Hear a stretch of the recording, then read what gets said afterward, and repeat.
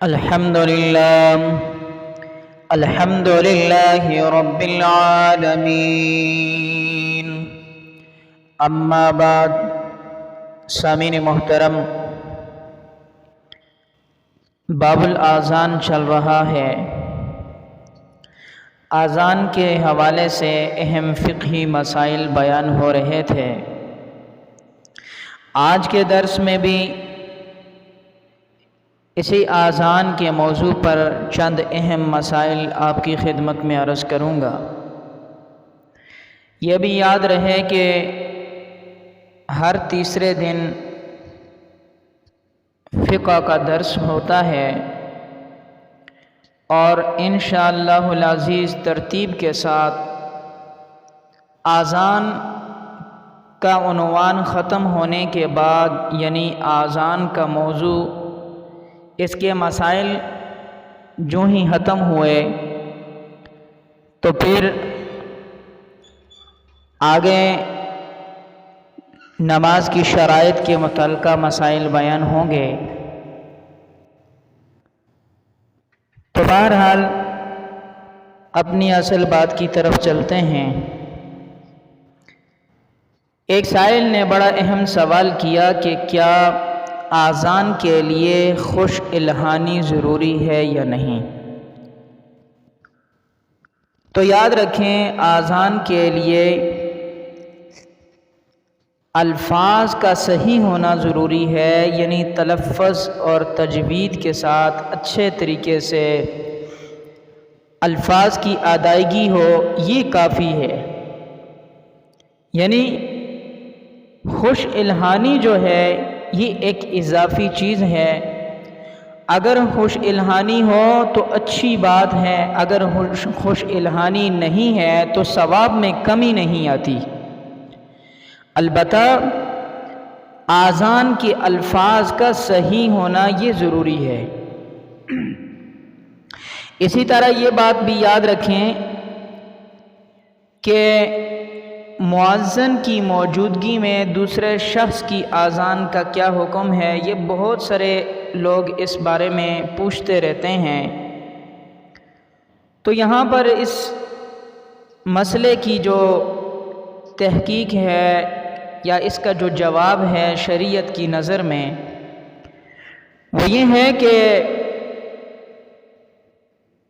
مؤذن کی موجودگی میں دوسرا شخص اذان دے سکتا ہے اس صورت میں جب کہ مؤذن کی دل شکنی نہ ہو، یعنی مؤذن کی اجازت پائی جا رہی ہو، خواہ وہ اجازت دلالتاً ہو یا صراحتاً ہو۔ صراحتاً یہ ہے کہ مؤذن خود کہہ دے کہ بھئی آپ اذان دے دیں، اور دلالتاً یعنی جو اذان دینے والا ہے مؤذن کے علاوہ، اس کو اس بات کا یقین ہو کہ اگر میں نے اذان کہی تو میرے اذان کہنے سے مؤذن کی دل شکنی نہیں ہوگی، بلکہ وہ خوش ہوں گے، وہ کہیں گے اچھا کیا کہ آپ نے اذان دی۔ یہ بھی اجازت کی ایک قسم ہے۔ اگر ایسی صورت ہو تو تب بھی اذان مؤذن کے علاوہ دوسرا شخص دے سکتا ہے۔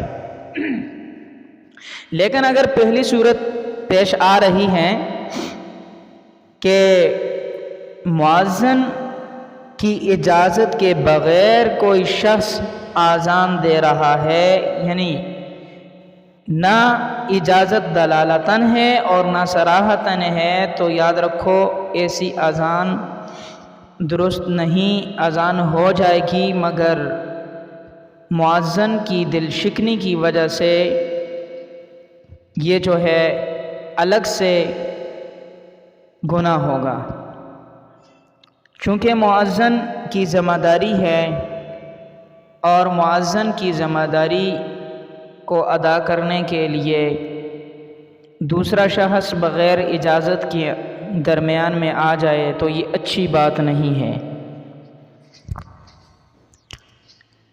اس کی وجہ یہ ہے کہ مؤذن باقی اوقات میں اپنے ہر قسم کے ضروری اور غیر ضروری کاموں کو چھوڑ کر اذان کے لیے آتا ہے، پابندی کرتا ہے، تو اب ایک دوسرا شخص جو کہ اذان کی پابندی نہیں کر رہا اچانک ویسے آ کر اذان دے دیتا ہے بغیر اجازت کے، تو ایسا درست نہیں ہے۔ بہرحال اجازت لینی چاہیے۔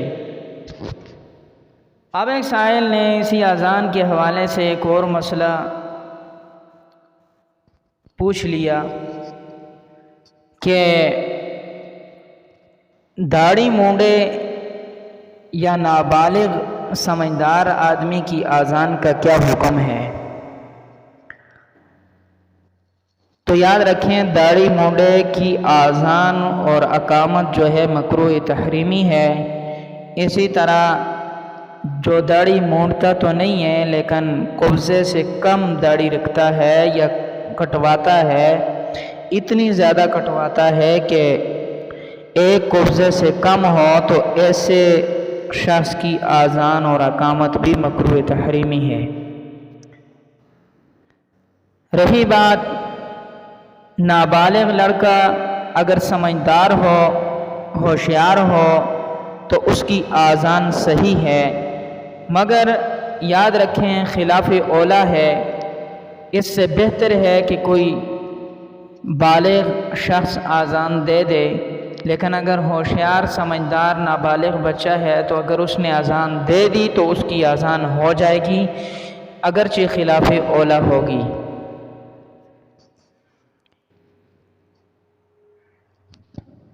اسی طرح یہ مسئلہ بھی سمجھ لیں کہ وہ شخص جو اپنے آپ کو گنہگار کہتا ہے، یعنی گنہگار سمجھنے والے کی اذان کا کیا حکم ہے؟